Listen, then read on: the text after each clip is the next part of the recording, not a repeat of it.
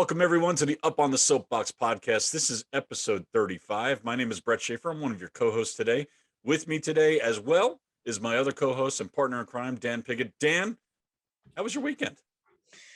The dreaded question again. Of course, I changed it up a little for you, though. You did. You made it a little easier. You All right, kind of there you go.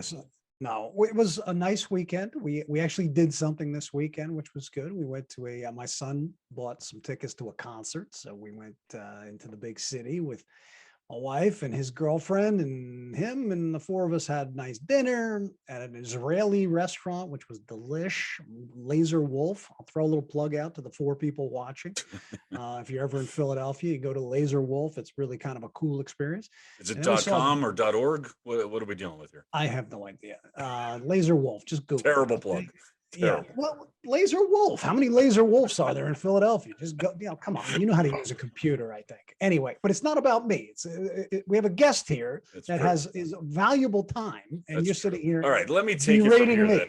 Let me take it from here. Today we got a great guest with us today, joining us all the way from Marblehead, Ohio. A man I've known for many years. I got to know each other back when I was working at Jetline on the operations side, and then really got to know a lot better when I was back out in the field. He is the only guy that could force me to wear a T-shirt for a podcast. And this is the first time in the history of the Up on the Soapbox podcast that I'm wearing branded merch from one of our guests. Take a look right here. Oh, I didn't even notice you were wearing that. There you go. So T-shirt for Craig today. With us, Craig Stevens, CEO of Imprint Logo out of Marblehead, Ohio. Craig's got an interesting background, comes from a family business, moving on into a very successful distributorship as we speak today. But I'm not going to steal your thunder, Craig. Why don't you tell us a little bit about yourself? Well, I'm the owner, founder of Imprint Logo, imprintlogo.com. We have several websites. We have no salespeople. It's all house accounts. I actually started online, and we're kind of the flip opposite of what most distributors are. Most distributors migrate into online from conventional. We're actually trying to migrate conventional from online. So that's the base of it, the stripped down base of it. When did you form the company? So I actually worked for my family promotional products business, and we had a niche business. It was a catalog driven business before the internet, in the mid 90s. And so during the time that I worked there, the internet was coming into play, which in the late 90s, I reserved imprintlogo.com. And then from there, it was still under that business. And then about 10 years ago, we divided the businesses out, and now Imprint Logo is its own LLC. So the family business is still existing. It's same start platform. It's an online business, no salespeople, all house accounts. Okay. What are the biggest changes since the beginning of this? Say, like you say, the late 90s, early 2000s, when the internet was really first coming to our industry and being utilized as such. Is there some big changes that have happened? The biggest changes early on was just the internet was more of an identity. If you had a website, it was in print. You might have put it on a mailing if you would direct the customers to order online. Basically, the beginning was just hey, we're here. This is our website. You can come to the website, order online. There was no traffic as far as Google in that essence. That's the biggest change. I would say about 15 years ago is when that started to evolve, the pay per click. And that's when, the websites, started to take off right then and there is when Google came into it. So what would you say to suppliers in our industry who are accustomed to presenting their ideas and concepts and product lines to what we might call a traditional, feet on the street distributor, versus how they might, address your needs? What are the big differences between, how you go to market and how a traditional distributor might go to market? Well, I mean, if we're looking at just products, individual products, the struggle for us is when somebody comes to an item, not to get overwhelmed with options. And that's my biggest struggle. There's products that I look at and I'm like, I can't put that online. There's just too many options. Our website has virtual designers, and we try to make our website more of the customer friendly, where they can put the logo on it and check out. And there's just certain products that a salesman has to take care of with their clients, and not an online sale. It's just, we try to not overwhelm the customer with an item. And so, there's certain maybe full color, couple location items that print that it's just too difficult. So there's always, I mean, the online experience cannot just cover all the bases always. Interesting. So you're humble, and I think you probably are one of the online pioneers in our industry. I mean, you've been doing this a long time, so you've had 20 years of online transaction experience now at this point. Yeah, I think that Imprint Logo started in 1999. I was doing it a little bit before that with our other family business. I mean, if you compare the websites back then today, I mean, you'd laugh at what they were. Basically, we were just trying to get, instead of a faxed order to us or a mailed order, we were trying to get a stripped down order form to us from a catalog. That's basically how it started. And then it evolved. It's just, okay, we can make this better and better and better. And it's still today. It's never ending. It's constantly working on the website. And that's where I'm at with it.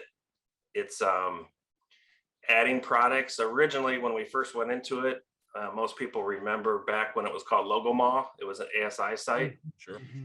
The difference is basically you have control over that front page, and that was it.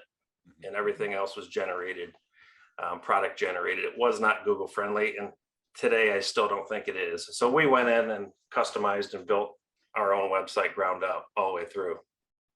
Very impressive stuff. So you recently affiliated with one of the big houses. Take us through that decision-making process. Okay. So we're with AIA, and the decision to go with AIA is, I mean, 15 years ago, 10 years ago, I would say I would never go with a company like that.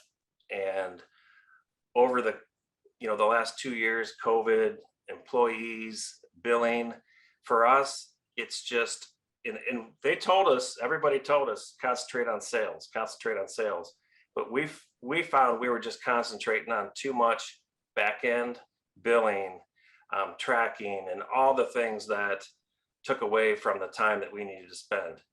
And that's basically why we went with a company like that. It's still up to us to build the sales, not them. We're just using them for the resources. The software, the order entering software. Yeah. Would you categorize yourself as having a technical background? I mean, do you know your way around computers? Was that the genesis of this thing, or have you kind of learned on the job? I'm an auto mechanic. I went to school to be an auto mechanic, and I found out that I don't want to make a living that way. But I'm a technical, mechanical person, so maybe that crosses over. I was always interested in electronics as a kid. I was always taking apart a stereo or a VCR, trying to figure it out. And I guess that's where my mind is. I never thought I was a good outside salesperson, and I was trying to build a machine is what I was trying to do. And I still am. There's nothing more beautiful than laying in bed at 9 o'clock at night and 4 or 5 orders come in. And, I mean, that's the good part of it. Yeah. It's a good window into what Craig fantasizes about. 4 or 5 orders, laying in bed. Yeah. It's the best. I was just going to say, I had a joke for that, but I was just going to leave it on the table, actually. Hey, I'm over 50. So perfect segue, auto mechanic. We'll talk about your passion, VW buses. That's your thing, and kind of shares a passion. My wife has her 71 VW Bug, which has just been back on the road. She couldn't be happier. Craig actually helped point us in the right direction to some mechanics down here in Charlotte, of all places. But let's tell us about your love of VWs. Yeah, I've got a 64 Volkswagen bus. It's lowered, modified. I've had lots of vehicles. It's not just buses. It's anything that goes. Motorcycles. I have a 69 BMW, which I was out riding It's bike week up here in Northern Ohio. So that's why my face is burnt to a crisp. But anything that goes, I love it. Boats, doesn't matter. That is a pretty interesting cultural group, the VW lovers, though, particularly the VW bus for some reason. Yeah, It just seems to no, really it's, I'm part of a group and we all get together, we camp out. My wife has no part of it. She doesn't want to sit around a campfire and listen to guys talk about, Volkswagen engines all weekend, but that's what I love. It's interesting because you're not, I wouldn't say anti hippie, but you're definitely not a hippie, and those bugs have become synonymous with the hippie culture. So Yeah, it's an interesting correlation there. that's kind of how it started, but it's not like that anymore. There's not too many hippies left. That's So true. let's talk about your boat. Now your boat had, I don't know if I think you still have the same one. Maybe you got a different one, but your boat at one time had a great name. Well, I don't have that boat anymore, but Okay. yes, the last boat, the name of it was Moballs. Balls. Yes. Balls. And one of the websites we own is minithrowballs.com. So we sell the sports balls, a lot of the little footballs that are coming from like Galaxy that are thrown into the crowd. That was one of the niche websites that we operate. And it takes a lot of balls to keep that boat running. So I named it Mo Balls. And which turned into a really clever campaign for you as well, marketing campaign. And I do miss my shirt because I got lots of great discussions just by wearing my "Got Balls?" T-shirt. So I wore it out. I wore it out. So I do need more if you have them. But we'll get more. The "Got Balls" campaign. Do you still do that? We did, but I got a little bit of bad feedback. We were sending them out to anybody who ordered over a certain dollar amount, and a church bought some balls from us, and they got the shirt, and I got a kind of a abrasive email about it, so we ceased that for a while. Nasty gram. Very nice. Well, if you have any overstock on that, I'll be happy to take it. Perfect. So is this become a family, a next generation family business for you? Is your family involved at this point, or what's the? Well, my wife just retired school teaching, and she's coming into the business here in a couple of weeks. I have two daughters. They're going into senior year in high school. So their interest really isn't on this yet. My one daughter does have a business interest. So the time will tell. We'll see. Yeah. Interesting. Tell them to try their own thing first. Not that I know first. I wouldn't recommend it. Actually, you had the similar experience and upbringing as I did as well. So do your own thing first and then make your decision. Right. All right. I think we covered a lot of ground here, Craig. So thanks for being with us today. Craig's got a great business up there in Marblehead. And by the way, Marblehead's a beautiful little place. I understand why you don't leave, right on the lake, kind of sandwiched in between Cleveland and Detroit, but it's certainly off the beaten path. So if you ever have a chance to visit their two restaurants, I highly recommend you do it. But appreciate your time. Appreciate you being with us today, Craig. And thanks for being an OG member of the Soapbox distributor community. We really appreciate it. We look forward to getting you back into those meetings real soon. So thank you.